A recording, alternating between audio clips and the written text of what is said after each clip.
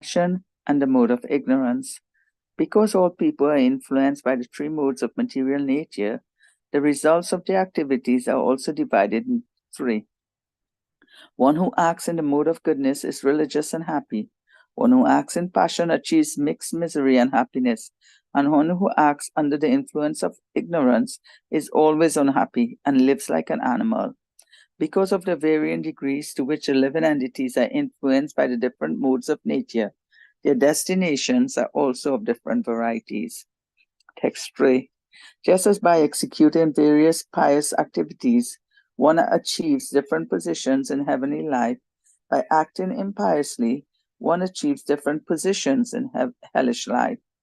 Those who are activated by the material mode of ignorance engage in impious activities, and according to the extent of their ignorance, they are placed in different grades of hellish life.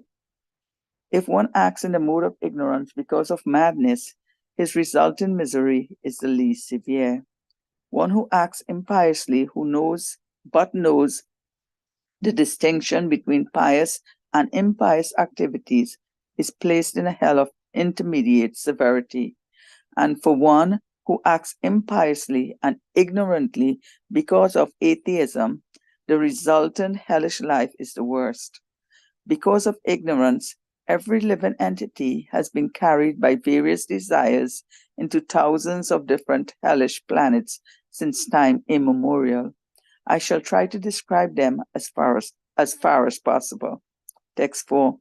King Parikshit inquired from Sukadev Goswami, "My dear Lord, are the hellish regions outside the universe, within the covering of the universe, or in different places on this planet?" Text 5. The great sage Sukadev Goswami answered, "All the hellish planets are situated in the intermediate space between the three worlds and the Garbhodaka ocean. They lie on the southern side of the universe, beneath Bhumandala, and slightly above the water of the Garbhodaka ocean. Pitraloka is also located in this region between the Garbhodaka ocean and the lower planetary systems. All the residents of Pitraloka, headed by Agnivata, meditate in great samadhi on the Supreme Personality of Godhead and always wish their family well." Text 6. The king of the Pittas is Yamaraja, the very powerful son of the sun god. He resides in Pitraloka with his personal assistants and, while abiding by the rules and regulations set down by the Supreme Lord, has his agents, the Yamadutas, bring all the sinful men to him immediately upon their death. After bringing them within his jurisdiction, he properly judges them according to their specific sinful activities and send them to one of the many hellish planets for suitable punishments.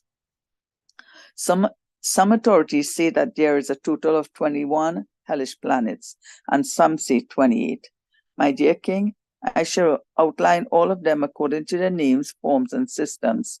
The names of the different hells are as follows: Tamisra, Anda Tamisra, Rorava, Maha Rorava, Kumbhikapaka, Kalasutra, Asipatrana, Travana, Sukaravmukha, Andamkupa, Primi Bojana, Sandamsa, Taptasurmi, Vrajra Kantaka, Salmali, Vaitarani, Puyada, Pranaroda, Visasana, Lala Baksha, Saramidyadana, Avishi, Ayapana, Kra Kardama, Rakso Gana Bhujana, Sula Prota, Dandasuka, Avata Nirodhana,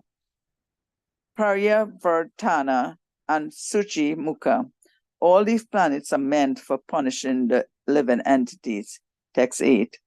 My dear king, a person who appropriates another's legitimate wife, children, or money is arrested at the time of death by the fierce Yamadutas, who bind him with a rope of time and forcibly throw him into the hellish planet known as Tamisra.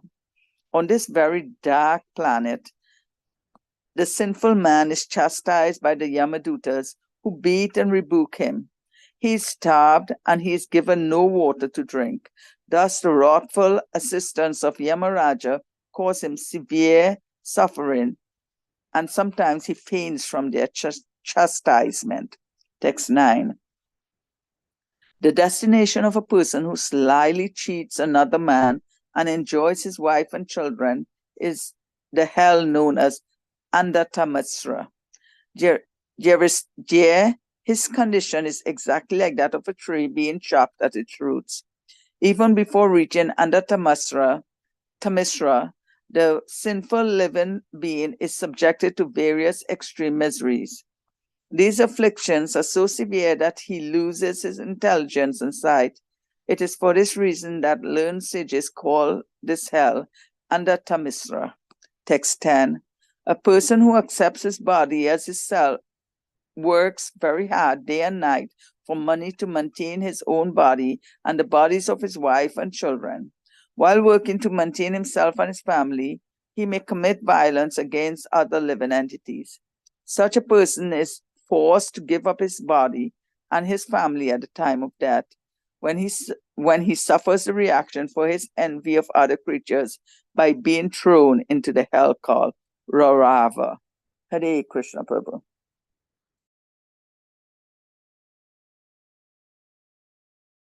Yeah, thank you so much, Vidya Mati.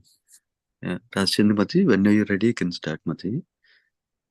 Hare Krishna Prabhuji. Dandavat pranam to all the dear devotees assembled here.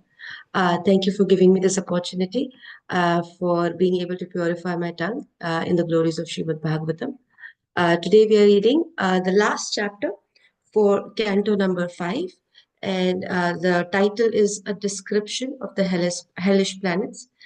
Before getting into the depths of it, I would like to start with the prayers. ॐ अज्ञानं तिमिरन्धस्य ज्ञानञ्जनशलाकया चक्षुरुन्मिलितं येन तस्मै श्रीगुरुवे नमः। नमो विष्णुपादाय कृष्णपृष्ठाय भूतले श्रीमते भक्तिवेदान्त स्वामिनीति नामिने। नमस्ते सरस्वती देवे गौरवाणी प्रचारिणे निर्विशेषशून्यवादी पाश्चात्यादिशतारिणे। जय श्री कृष्ण चैतन्य प्रभु नित्यानंद श्री अद्वैत गदाधर शिवासादि गौर भक्त वृंद। हरे कृष्णा कृष्ण कृष्णा हरे हरे, हरे Ram Ram Ram Hare Hare. Hare Krishna, dear devotees. As we said before, we are doing chapter number 26 from verses 1 to 10 today, and it's called A Description of the Hellish Planets. So we'll just start with the first verse itself. In first verse, Parikshit Maharaj is now inquiring Sukadev Goswami that the question is, why are living entities put into different material situations? So why are we kept into different material situations? Many times we come across this question. I have asked this question so many times. Why is Krishna even giving us these material situations? Why not just keep it very easy? And why not we just go back home like easily? Why did we even come to this material world? What was the point of coming over here? To understand this very clearly, Bhagavatam always stresses that we have come here by our own desire. We wanted to have self-enjoyment. We wanted to fulfill the desires of all our senses, sense gratification. Everything was so key, important for us. And because of that desire, we came here. So whenever you come in material world, you obviously forget Krishna. And when you forget Krishna, you have to be corrected. And when you have to be corrected, you have to be punished in such certain ways. For example, we as parents, most of us are parents over here. When our kids are getting out of proper behavior, or they're not listening to us, or not behaving appropriately, we sometimes chastise them. And the reason to chastise them is not because we dislike them or we have a hatred in our heart towards them. We have immense amount of love towards them, and this is the reason why we are chastising them, so that they don't continue misbehaving henceforth in future. So this is the whole, just to set the base, because the further verses that we are going to read is going to be nerve-wracking. So, text number 2. Here, Sukhdev Goswami answers that everybody is placed in different kind of modes. We have learned about three modes of material nature, being goodness, passion, and ignorance. And when a person is acting in goodness, so that person tends to become more religious, and he is very much happy when all his activities are in goodness. When a person is too much into passion, the person will get a mixed result. It will be both sweet and salty. That is, he will have miseries along with few splashes of happiness here and there. But when a person is too much into ignorance, that is tamogun, this person is constantly unhappy, is looking for happiness, not finding it anywhere, and the way of living life is also more like an animal. It's just like eating, sleeping, and drinking, mating, defending, all these things, which even an animal does. Sometimes they do better. So here, everything you do, you will have an equal and opposite reaction, is what we have already studied even in this material world through science. So this is the same thing that Sukhdev Goswami is explaining to Parikshit Maharaj. In verse number 3, Sukhdev Goswami goes on to further explaining that when a person does pious activities, he is elevated to upper planetary system, and impious activities, obviously, we already know it was going to go to lower planetary system. As we discussed earlier, this chapter is going to be more about descriptions on lower planetary system. So we'll talk about that. So when we are in lower planetary system, how do we get punished? There is a little brief understanding in this verse. Um, if um, if you are doing a sinful activity out of madness, what does it mean? Unknowingly, somebody not aware, physically disabled or mentally disabled, ends up doing something impious. You will still have adverse effects of it, but it will be less severe. It won't be as gruesome. And then, second kind of impious activity that a person can do, knowing the difference between good and bad. When I read this, I was thinking of a thief.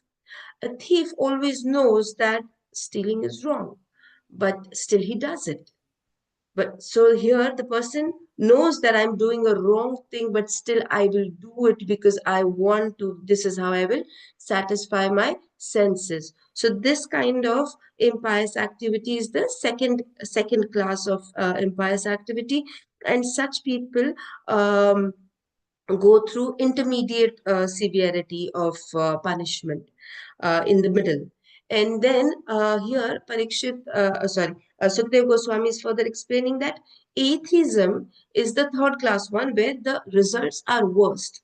Atheism, as we know very well, is absolutely ignoring the fact that there is a Supreme Personality of Godhead, absolutely not believing in it and thinking that you are the Supreme Person. That kind of person, when he acts in ignorance, just with that kind of mindset, the effects that come are more and more adverse. They are described as their worst results come following it. And after listening to this, we all have this curiosities: where does this happen? Many people in will ask us in the material world also, especially when we go outside to preach. Have you ever seen what happens after you're dead? In Hindi, they call it very easily, "Kisne dekha hai marne ke baad?" Who's seen what happens after you're dead? Live life king size. This is the kind of attitude most of the people have. If we happen to explain them, chapter number 26, I think many people will be aware.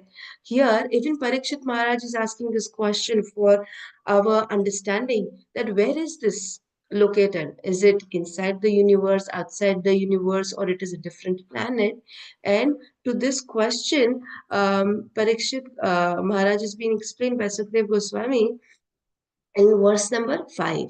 There he says, where are these hellish planets located? We already know very well the geographical distribution of our universe. So, topmost, we will start with the topmost planetary system. The topmost planetary system is Satyaloka, Tapaloka, Janaloka, Maharloka, Swargaloka, Bhuvarloka, Bhulok. Bhulok is where we are living, all of us right now. And then after us, below us, are all the low planets. So that is Atala, Vitala, Sutala, Talatal, Mahatal, Rasatal, and then Patal. Patal is the lok, which is the lowest planetary system. Everybody who's being punished goes over there. So Patal also has further subdivisions. So that we will discuss in the next verses. After understanding that where exactly the planets are located, further it will be described in verse number 6 that where is this planet exactly located. So you know there is Garbhodakshai ocean, and on that ocean, Garbhodakshai Vishnu is laying down on Sheshanaga, and from his navel all these planetary systems fall through the stem of the lotus. So between the ocean and the last planet, which is Patal Lok, there are more lokas, which is actually the punishment area. So just for a visual geographical description, I was trying to explain this. In verse number 6, many people consider Yamaraj to be just a mythological character. No, not many people believe in this. When you talk about Yamaraj, people say, oh, such it's not real. It is just stories. No, Yamaraj is very much real. He's a very, very powerful son of the sun god himself. And where does he reside? He resides in Pitraloka. He's the king of that area. And Pitraloka is also near Patal Loka, which is very much down. And who lives in Pitraloka? Pitraloka, all the residents over there have been there, and they have been trying to pray for the welfare of their families which they have left behind in Bhuloka. And so that clearly states that there is an extreme level of attachment we see in this case. So this is why Pitraloka, there are people who have been suffering. Yamraj, as we spoke before, is the king of that planet. Here it is said in the purport, Prabhupada is explaining a verse, Gita verse 4.17 from Bhagavad Gita, where he's saying that the intricacies of the action is very hard to understand. Therefore, one should know properly what action is, what is the forbidden action, and what inaction is. Karma, vikarma, sukarma. We have to understand all these things. Why is it necessary? So that we act accordingly, so that we don't end up over there.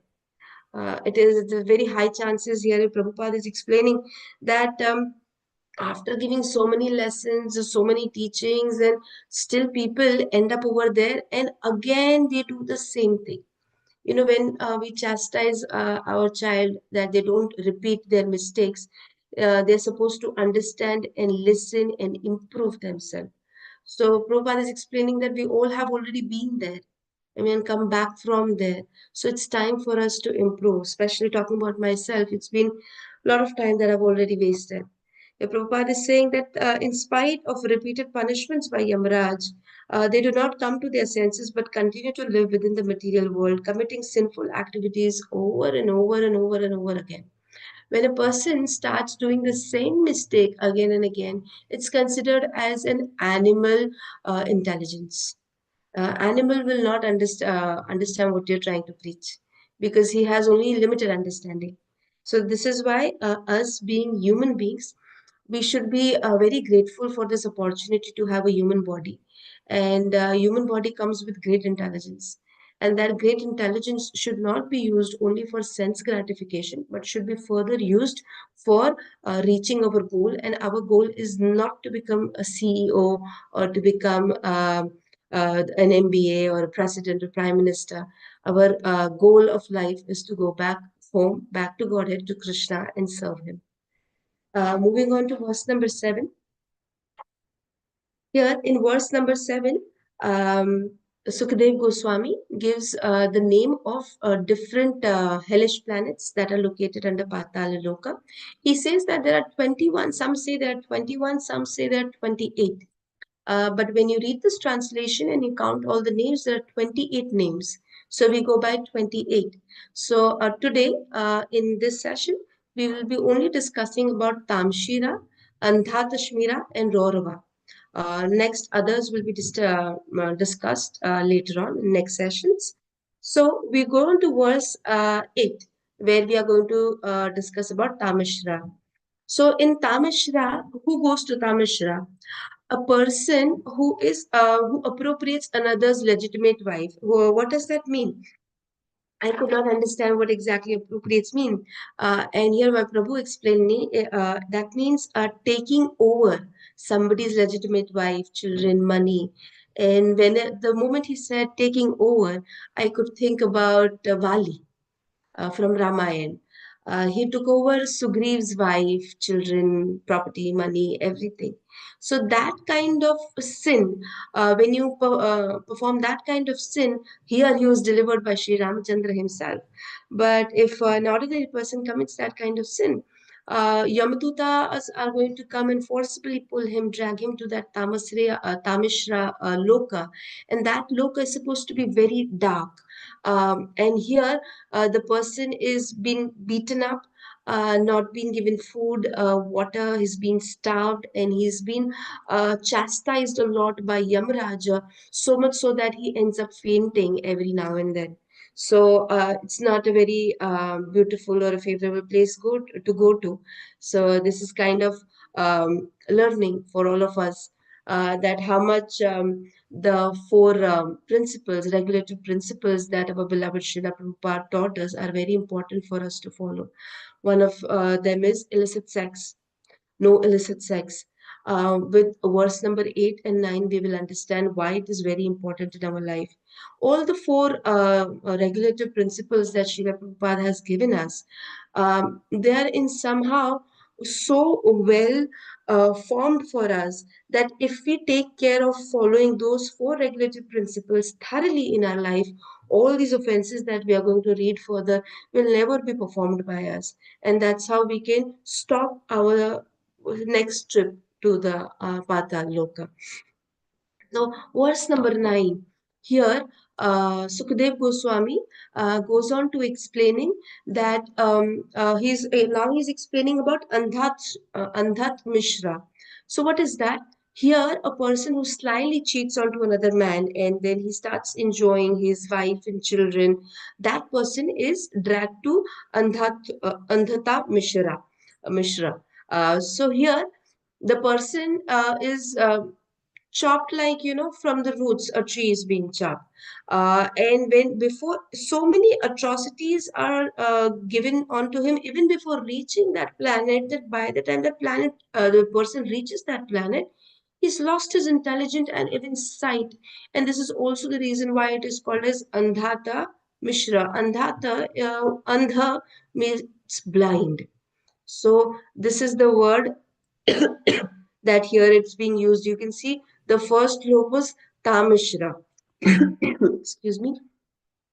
Yeah, and this is Andha Tamishra. Excuse me.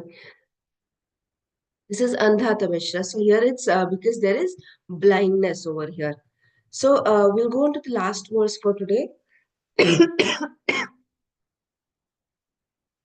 me. Verse number 10.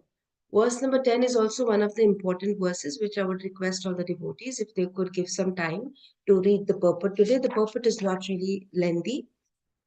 So here, a person who accepts his body as his self works very hard day and night for money to maintain his body. The moment I read the first line, it was like myself or most of the people in this material world. Everybody is trying so hard. And what are they doing? Why are they doing this? So that they can maintain their body and their family's body. So when people are not satisfied with what they're able to do. They want to get more and more money. They start cheating, right? This is why Prabhupada mentioned no gambling. And the moment you do no gambling, you stop cheating. So here, once you start cheating to maintain the body of your family and yourself, you start committing, excuse me.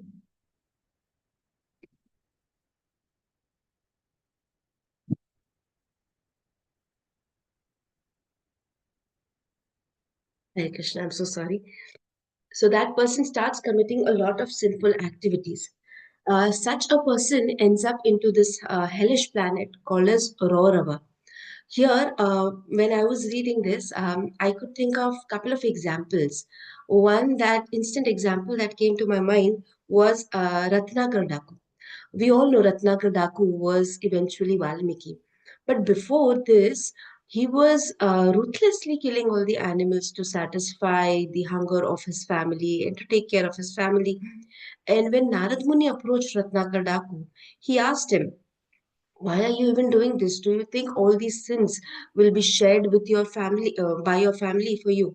And he said, absolutely, that is my family, and they will share all the sins that I have. So uh, Narad Muni said, why don't you go and confront them? After confrontation, he realized that nobody was interested in sharing any kind of sinful reactions that Ratnakar Daku was incurring on him. Though was it his wife or his kids, everybody refused. And that's when he realized that this is not the right thing to do. And under the guidance of Narad Muni, he was able to come above it. And then we know he was Valmiki. But we see a lot of people doing that. Long ago, I heard a story by Amoglila Prabhu also relating to this topic, which I would like to share. Once there was a king, very, very opulent king, and everything he did, like he collected a lot of money, opulence in all sort of material aspects. And he also had a lot of pious deeds, like good karma. Kand he was doing, like, so that he can collect as many pious deeds. Uh, Narad Muni once approached him and asked him, uh, informed him that you are such a pious king because of all the pious yajnas and everything you do. You have been collecting so much amount of money. Because of this, I have a kind of benediction for you. And that benediction is going to tell you when you will die. I was like, yeah, okay, sure, tell me. It's like, you will die in a week. But there is a good news with this. Though it is a bad news that you will die, there is a good news that you're going to go to Swargaloka. Oh, the king becomes joyful. It was like, oh, so I have to leave this palace and go to Swargaloka palace. Not a big deal. I'm happy. It's okay. So now when he goes back and comes back again the next day, it's like, oh, you have only 6 days remaining, but I just found out that there are a lot of mosquitoes over there. And the king is like, oh, I don't like mosquitoes. That's too much trouble. I'm like, yeah, but the good news I found was they have a net to put around your bed. So the king was like, oh, then it is okay. I will sit in the palace on my bed and put the net around myself and let the mosquitoes be outside. I will be comfortable. No problem. Don't worry. I'm happy. So the Narad goes back. Next day again he comes back. It's like, oh, I have one more bad news for you. I'm so sorry. It's like, oh, what is the bad news? So there are mosquitoes, I told you, and there is net, I told you. The problem is that there are holes in the net.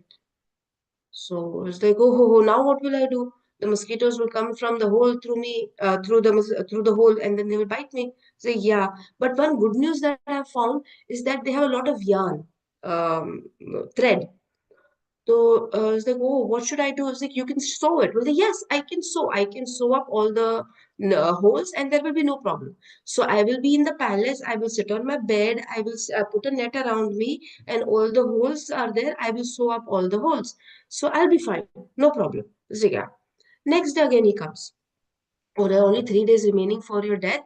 I found one more bad news. I was like, what is the bad news? I was like, they don't have a needle. It's like, what? How will I sew the holes? It's like, no problem. You have so much money. You can take one needle with you when you die. So that won't be a problem. One needle is just like very tiny thing, not problem. And king is like, okay, okay, okay, I'll just carry a needle. And then last 2 days, he's just carrying needle with him all the time because he's like ready whenever he might pass away. And suddenly he realizes, will I be able to take this needle with me? What will happen if I'm not able to take away the needle? Then he calls for Narad Muni. Narad Muni, I need your help. Narad Muni comes. He's like, what happened? It's like, I was wondering, can I take this needle away with me? He's like, no, there is nothing you can take away with you. In this material world, everything has to stay behind. Nothing, not even a needle goes with you. And then he realized, then what was the point of me accumulating so many things that I can't even take a needle with me? And this is the lesson which was there for us to learn. We can't even take a small needle with us. So, what is the point of having so much atyahar in our life?